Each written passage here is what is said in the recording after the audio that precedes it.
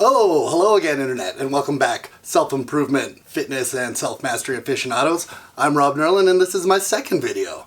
I just wanted to thank everybody for all the positive comments and feedback that I got on my first video. Some constructive criticism. I've kind of changed the backdrop, as you can see, but everything was super positive and super constructive, and I'm really motivated and wanted to keep going and help motivate you too. Yeah, it was just really great. I loved all the feedback and the support. And when I asked you guys if you liked it, if you got it, you'd be like, "Oh, I get it. It's very clever. Thank you." How's it working out for you? What? Being clever? how's that going for me? I got to say, pretty damn good. I literally have almost a couple dozen subscribers now and a couple hundred views. Boom! I'll take it. That's awesome. Thank you guys. But we're not stopping there. We're going to keep this train going. I like doing this and I hope you guys like watching it. So I'm going to share my next story. And this story is a self-reflective one. It's going to look back in my past and kind of explain why I got into fitness, how I kind of made the transition and went from looking like this just a few years ago to eventually looking like this. And also like this that you see, right in front of you. So if that sounds interesting to you, sit back and listen to my story. And let's do this.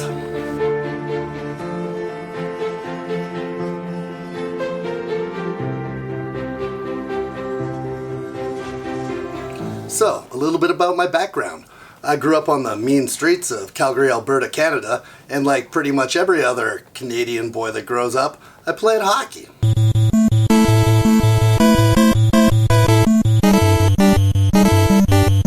Yeah, it's kind of like that. I graduated from those pee-wee fights up to junior fights, where I busted up my nose and lost a few teeth. So I took my broken nose and missing teeth to go play college hockey down in Chicago. After graduating from there, I found a job working at a trading firm / hedge fund, which I did for about 11 years. After that, I came back about a year and a half ago to Calgary. And that's kind of my high-level overview of my life. What I want to share right now is the physical and mental changes that I underwent during that process. So, how did I go from being the athletic, healthy, happy individual that I was in college to then later on the unhealthy, unhappy, unfit individual? Well, the how's pretty simple. I basically stopped doing what I was doing and let myself go. I had exchanged good habits that I was using for a new collection of bad habits.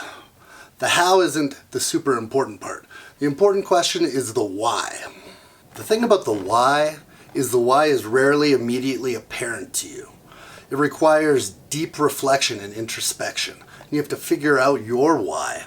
I'm going to share my why, and I feel it stems from a universal why. And that's basically, life is hard.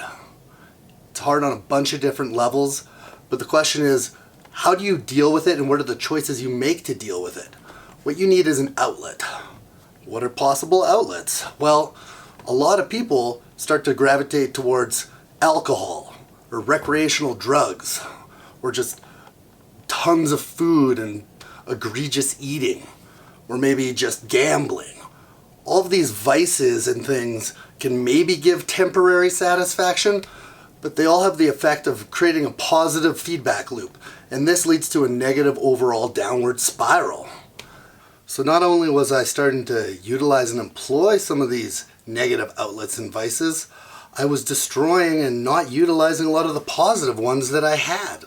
I'd basically all but given up working out, unless you consider working out at the beer league, men's hockey league, once a week a workout, and then drinking 6 beers after. So that's not a workout, that's a net caloric gain.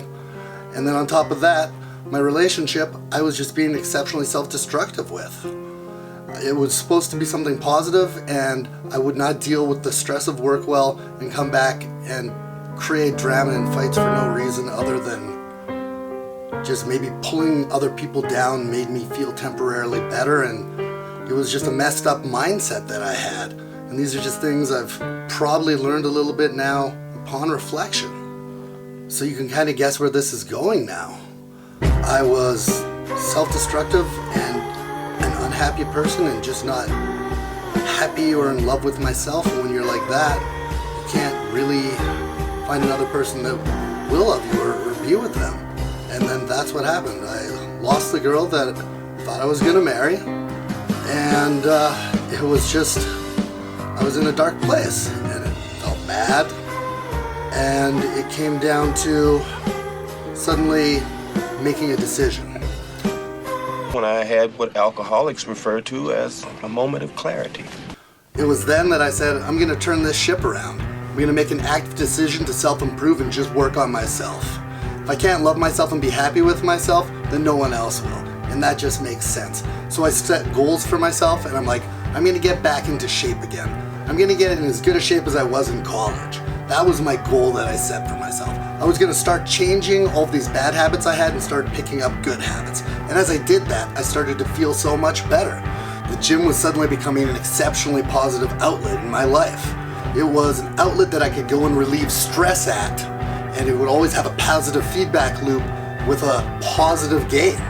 It was amazing. And you would go in the atmosphere, everyone was working towards improving themselves. You could just soak the energy in from people. And the one thing that I found that I truly loved about fitness and the gym at that point was it was something where input always equaled an output. If you go to the gym 5 days a week and start lifting weights, you're gonna start adding some muscle. You're gonna get stronger. This was something I really wanted and needed at this point in my life. It was a control issue. I felt I had complete control of this. Other aspects I didn't feel I had as much. Relationships, you can work as hard as you wanted them, but sometimes they don't always work out. My job was just basically legalized gambling, so it felt that the amount of work that I exerted didn't always net yield a positive outcome. Sometimes it could be negative, but the gym, no matter what, you go in, lift those weights, you're always gonna see a positive outlook. I would set little mini goals to achieve my high arching goal. My high arching goal was to be as fit as I was back in college, to get that body back again. And I started doing little micro goals, little 4 week, 6 weeks goals, like put on a few pounds or increase my bench press 10 pounds. And just constantly achieving these little mini tasks and goals that you're setting for yourself became super addictive and also super effective. So effective that within a couple of years, I'd regained my physique from college. But then I didn't want to stop just there. I wanted to keep improving. This has become a structured part of my life, a deep-seated habit, and I loved it. I'd become very passionate about the gym. I'd become very passionate about self-improvement, leading towards a self-mastery and understanding and self-awareness of myself. And when people would start to come up to me eventually and start asking me if I competed, I started to give it some thought. It was interesting, and I knew it'd be the next natural progression in this journey. The video is running a little long now, so I kind of want to cut it off. Keep these kind of short, sweet, and tight. But the key thing I want you to take away is that if I can do this, anyone can do this. Really, it just comes down to finding out the choices you're making out in life, find out your why you're doing certain things, and then readjusting your lifestyle and your habits to then find your new goal. It doesn't just have to be fitness. It can be any aspect of life. All you need to do is be motivated, set goals, and achieve them. I'll explore more and go more into depth about how I went about doing it specifically and how it can be transferred to other aspects of life. And I hope that you guys enjoy that idea. So in closing, I just want to thank you for watching and listening to my story. It really meant a lot to share it with you, and I hope that you took something out of it. And I hope that you would like to see some more in the future. I know I want to keep producing them and putting them out for you. So I'll see all you self-improvement, fitness, and self-mastery fans in some future videos. Thanks a lot.